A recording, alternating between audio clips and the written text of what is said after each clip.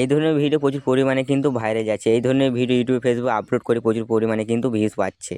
তো আজকে এই ভিডিওতে আমরা এটা নিয়ে আলোচনা করব। তো অবশ্যই ভিডিওটা সম্পূর্ণ দেখার চেষ্টা করবে। সম্পূর্ণ না দেখলে কিন্তু বুঝতে পারবে না, এই জন্য তোমাদেরকে বলছি ভিডিওটা সম্পূর্ণ দেখবে যাতে বুঝতে পারি।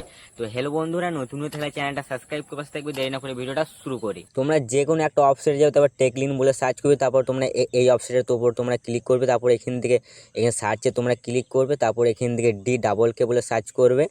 তারপর তোমাদের এরকম একটা ইন্টারফেস হবে, তোমরা এই ছবিটার উপর টাচ করবে, তারপর স্ক্রল করে নিচের দিকে যাবে।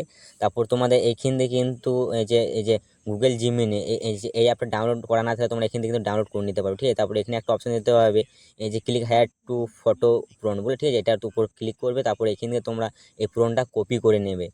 কপি করার পর তোমরা জিমিনি অ্যাপটা ওপেন করবে, ইমেজের উপর তোমরা ক্লিক করবে, তারপরে এইখান থেকে এই যে এখান থেকে তোমাদের একটা কিন্তু ছবি কিন্তু সিলেক্ট করে দেবে, ঠিক আছে। যে কালে একটা ভিডিও বানাবে সেই একটা ছবি সিলেক্ট করবে, তারপর ওখানে ওই প্রোনটা পেস্ট করে দেবে, জাস্ট একটু অপেক্ষা করবে। তারপর তোমাদেরকে অসাধারণ একটা ছবি কিন্তু করবে, ঠিক আছে। তারপর তোমরা এখানে সেভে ক্লিক করবে, তারপর তোমরা স্ক্রল করে নিচের দিকে যাবে। এখানে আর একটা প্রোন আছে, ভিডিওর প্রোন, ঠিক আছে। এই প্রোনটা পুরোটাই কপি করবে।